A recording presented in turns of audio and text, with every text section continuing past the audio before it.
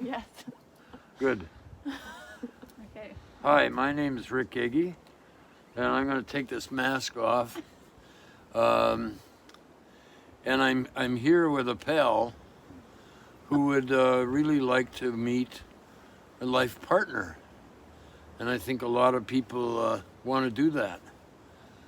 And I don't know if this works for everybody, but it sure worked for a lot of people, so I'll tell you about it.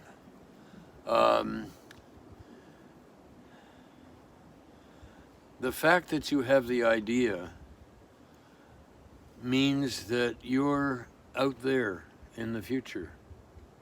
And maybe it's lineal future, maybe it's spherical future, we don't know. But your soul knows that there's somebody out there that you will just feel like, I got somebody at my back. I know it's going to be hard because relationships are really more about what we give than what we get, and all your hungry parts are saying, but I want this and I want them. and they've got to calm down. We got to get over those parts. Yeah. And so my partner June, her family were students of Paramahansa Yogananda, or Yogananda Paramahansa, whatever. Yogananda. And she is very intuitive and really dialed in to the spirits. And the two of us are like hermits, you know. We're shy and we don't like people and stuff. And then we've got other parts that just love mixing it up, you know. And so she taught me. I won't bore you with the story. I'll just cut straight to the chase. And it's a prayer that I use a lot. Yeah, you can record it if you want. Yeah, you know? I do. I want to record it. And so, so the idea is you start off.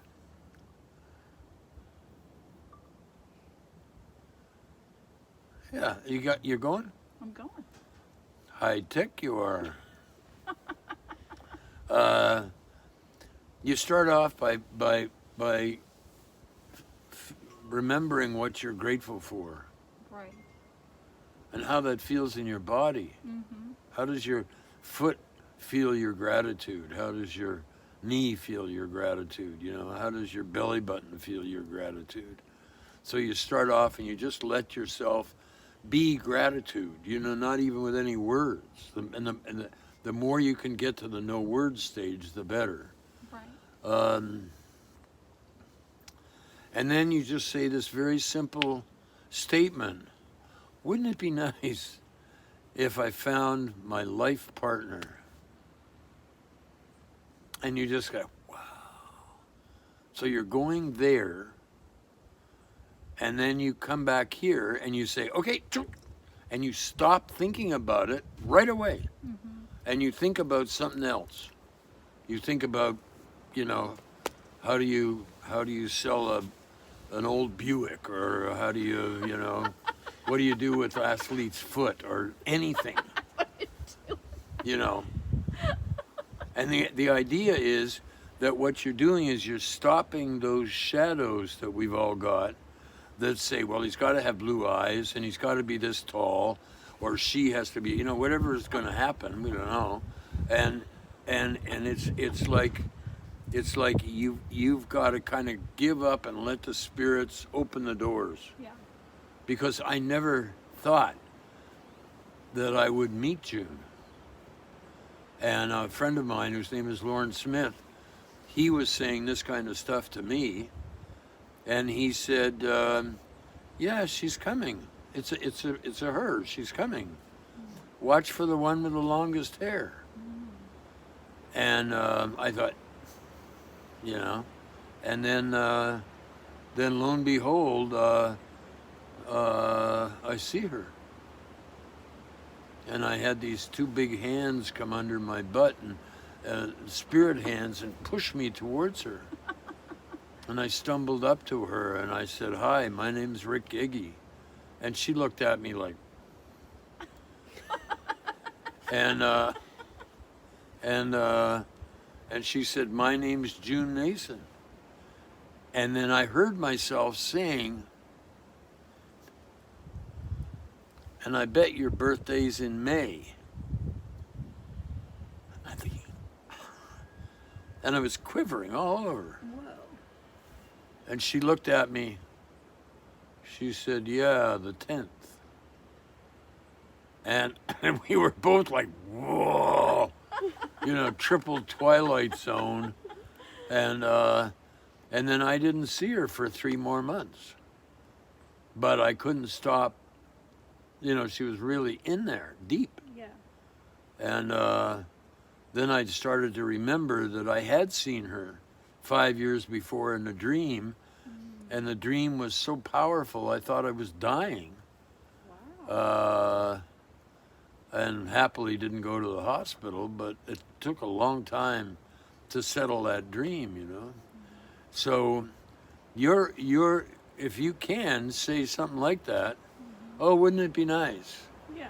Because you can't get to here without going there first. You can't get here, you can't get there from here. You can't get to, you know what I mean? Yes. But if you can take your spirit there, Yeah. then comes back, and then you start to feel like I'm not even gonna look. Like, don't just be yourself, live your life, Yes. do what you're gonna do. Right. And especially if you start doing things you've never really done before. So you don't do the same old expecting a different outcome. That's insanity. Right. But if you say, well, I've never gone to a Republican convention, or, or I've never gone, sea fishing, or, I Things you will not see me do, but okay, I'll find something else that I've never done. well, why not? Who knows? Maybe you'll be like a very dear friend of mine who's, you got to keep having new friends, okay? Yeah, exactly. And he's a new friend. And what he does, he likes to go into homeless encampments and offer to cut people's toenails. Wow.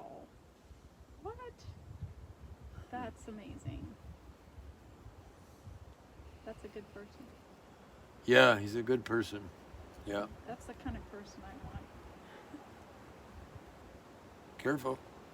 You just want to meet your life partner. It may not be perfect at first. Right.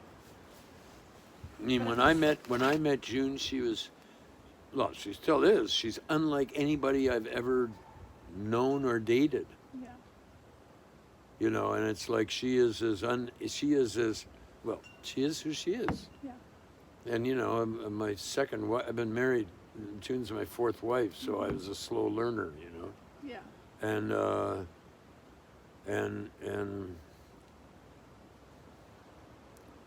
I still don't know who the heck she is. It's the mystery that's so important. And then she's got a lot of parts that just make me throw up. Well, come on, it's it's true. Yeah. And then I've got this idea that's been a big part of our relationship for a long time, only I've just learned to codify it. And that is, oh God, this is still on. You want me to turn it off? No, let it run. And it's that she's the boss. Mm-hmm. She's way more important than I am for a whole pile of reasons. Mm-hmm. And that my job is to be her butler. See, that's so beautiful. Yes. Yes. You see, because I know we're coming into the age of Aquarius. And I'm Aquarius. Are you? Yeah. Yeah. And I think that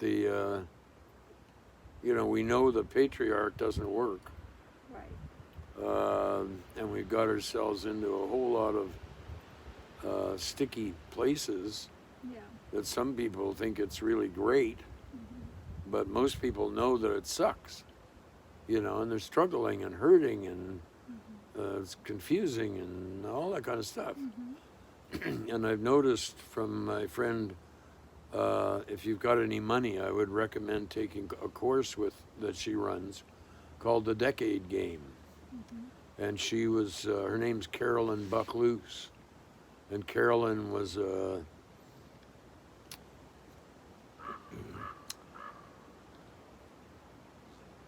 wild one.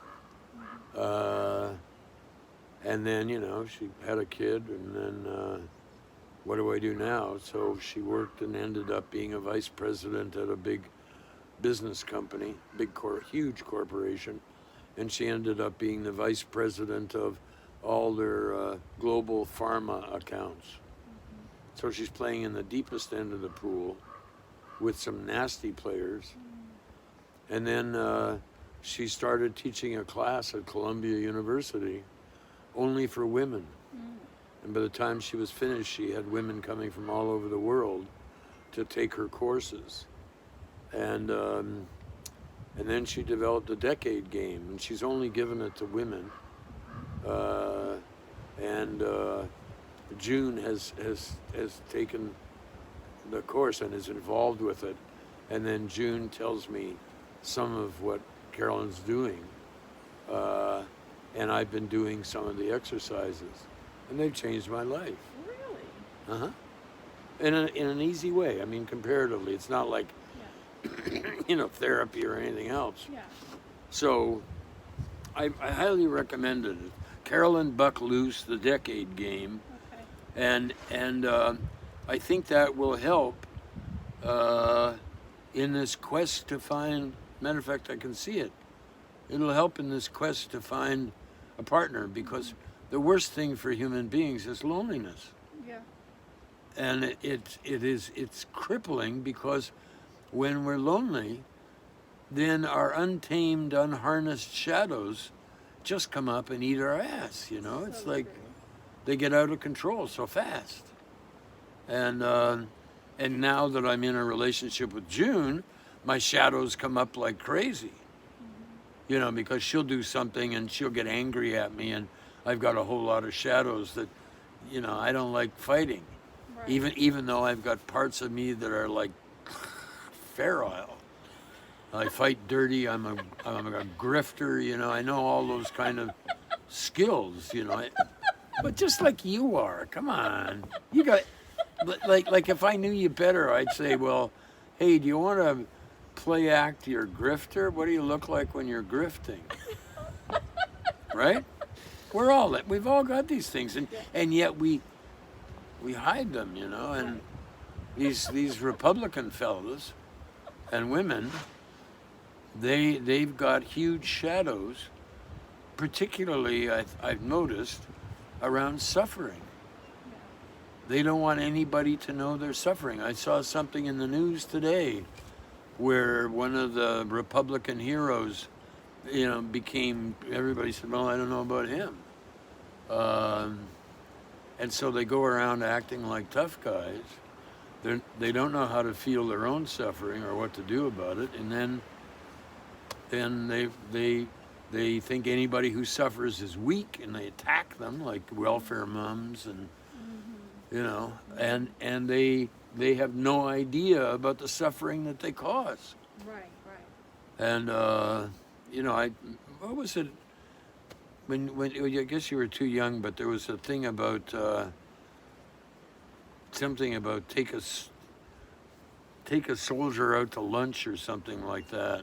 Oh, I kind of remember that. It was something. Yeah. Remember a young woman stuck a flower down the guardsman's rifle barrel, and other women were saying, I don't give out to anybody who likes war or something like that.